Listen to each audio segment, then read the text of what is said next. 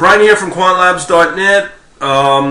As you know, I've been getting more and more deeper into Matlab. I have played enough with R last year. I have played enough with the Linux movement and open source technologies. Nothing wrong with these technologies, but I still think the path that I'm going is far superior. I'm going to give you about 6 reasons right now on why I think that. This is today, April 5th in 2013 for where we're at with Matlab versus R. First of all, before I continue, I've had my experiences with R fans and R gurus and whatnot, and it's not a pleasant experience. So I do expect to get some flack from it, but at the end of the day, for me, that's not a concern, because what it's my concern is getting people up and running and trading today, not next year, and doing it in a productive way, in a fast way, and in a reliable way. So this is not a bash towards R. I do like the platform. I think it is much better than where it's at. It's a great alternative to something like a Matlab, but it's just not as polished. And here's one of the big major reasons why I think R is still lacking. First of all, there is no debugging in a mainstream IDE like RStudio. Without RStudio, I would not have ventured into R. I do like R a lot because of RStudio. It's really made R an amazing system to work with, or a platform to work with. Without RStudio, I wouldn't have given R a look at whatsoever. But thanks to RStudio, that was capable. But there's still one big flaw with it. And there's no debugging that you would expect with something like Visual Studio, Eclipse, one of the more mainstream type of debuggers. But this question came up a few months ago concerning it, and somebody said the bona fide debugger would go a long way making RStudio a serious technical computing environment for users like this guy, and would be a legitimate alternative to Matlab. So without that, you're kind of hobbling along within the R environment. A lot of my videos are done using a debugger. All the .NET development and even Java development is using a friggin' debugger. It's so critical in my process. I don't know about you, but it makes me very, very productive. Until that happens, R is still hobbling compared to something like a Matlab and its editor with a visual debugger. Okay, so let's get on to our second point. Now, R does not know anything about FPGA. I don't think it ever will, because it's a very specialized environment. MathWorks has gone a great extent to integrate Matlab with Simulink and the development cycle with FPGA. And if you're a really serious trader and wanting to keep up to date with what the mainstream banks are doing, you need to know about FPGA. So if you're planning to use a tool like R, you need to be aware of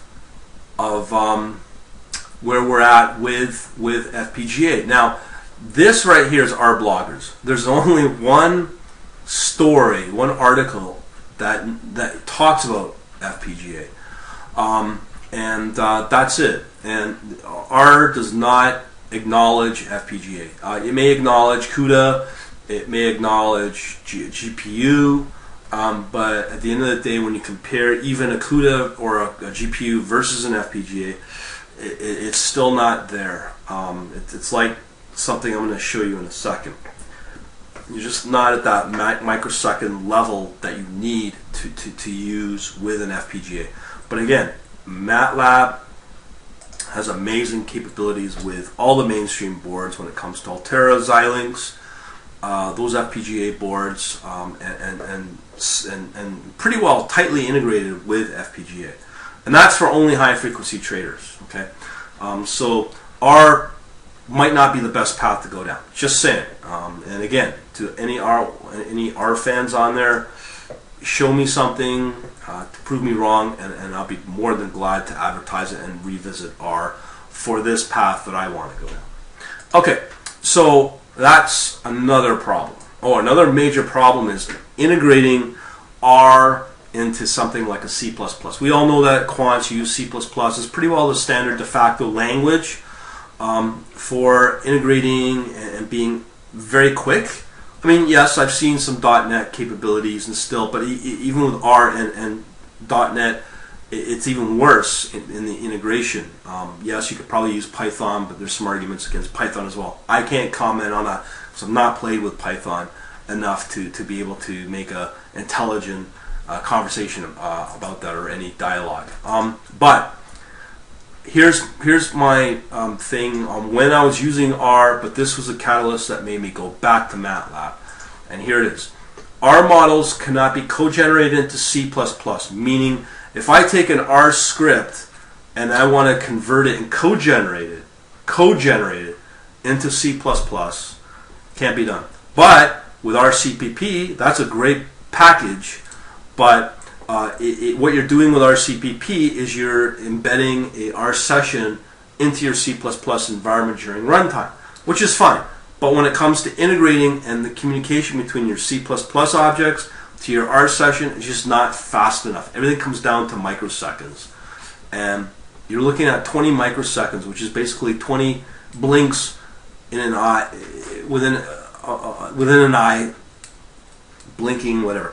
But it's just not fast enough. But here is another big drawback with something like RCPP as well. If you come into here, under the FAQ, under the RCPP FAQ, there's been no development yet on this. Can RCPP be used with Visual Studio? And it says not a chance, and maybe you do, maybe you don't know that as the reason. I'm not going to get into that, but I think, you know, there's a lot of risk management software out there, blah blah blah blah, that's doing .NET, and .NET is one of those platforms that you got to acknowledge. And you know, even if you're 100% Linux or Unix, this R session business being put into your C++ runtime is still going to be a big flaw when it comes down to true HFT. Now, here's some just general thoughts of R packages. When I played with a lot of the R packages, let me just get into this one. Just generally, I'm finding that the R packages aren't fully as rich and fully as easy to work with using some of the algorithms that come with a Matlab economic metrics toolbox. So I'm not going to get into that too much, but maybe you may know where I'm coming from. But I'm just saying, for what you pay here for that toolbox, in terms of either trying to develop it, you probably spend just as much money trying to develop some kind of API with it and whatnot. Now, this leads me into the next point: is R packages, are they properly vetted? Are they properly Q&A'd from the open source world? And if I'm going to be trading, let's say, I know people are trading $10 million of capital on a platform. Do you think a manager or a founder is going to be comfortable knowing that they're going to have their capital being used with a trading platform that has maybe or maybe not properly vetted with some of the packages out there from something like an R? If it was me and I pose this to my own investors, the absolute question is no way, Jose. They will not do it. They will not sign off on it. They will not. If it's your own money, that's one thing. But for me, with external investors, they will not allow that.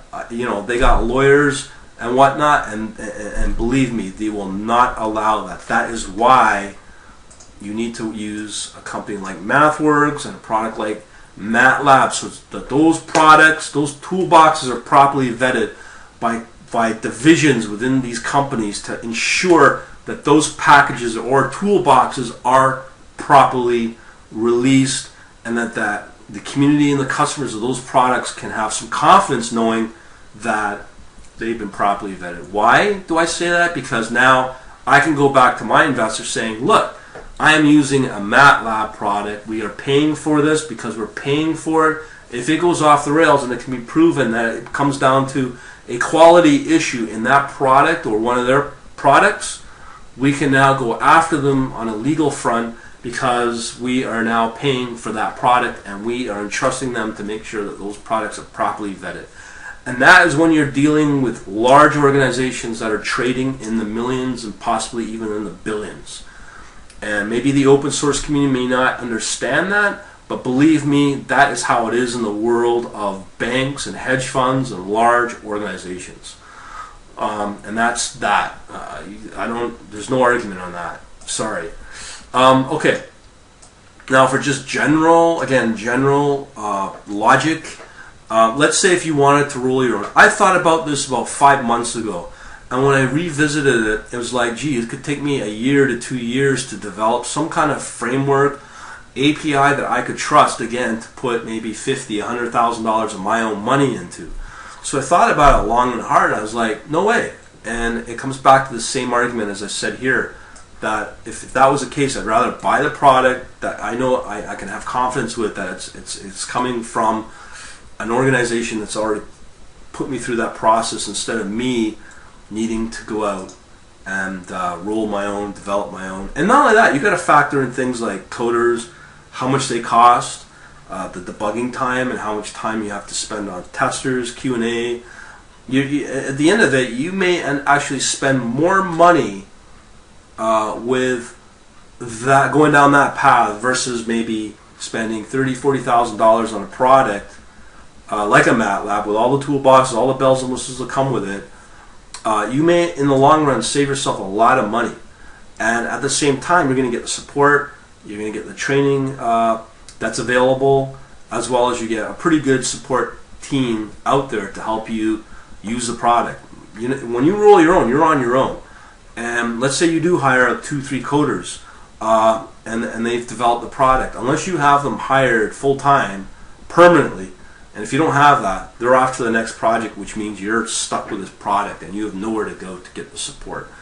So in the short run, you may save some money, maybe, but in the long run, believe me, if you have a product, you own that, and you will not fire, or that product will not quit on you. But using coders and Q&A testers, that's what you get when you roll your own, and especially if you're trying to use a platform like an open source platform like ours. Just the thought. Yes, I'm expecting flack and blah blah blah blah. Let it rip. I'm beyond that, and I know a bunch of other people are in the same boat. So just thought I'd put it out there, and good luck to you.